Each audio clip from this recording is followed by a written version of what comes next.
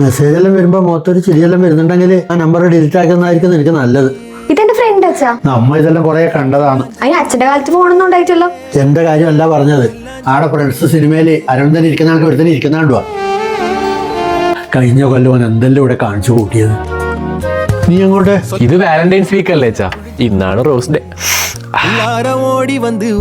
Propose day, wish me like chocolate day. മോനെ നീ എന്താ അവരാതെ കാണിക്കുന്നേ?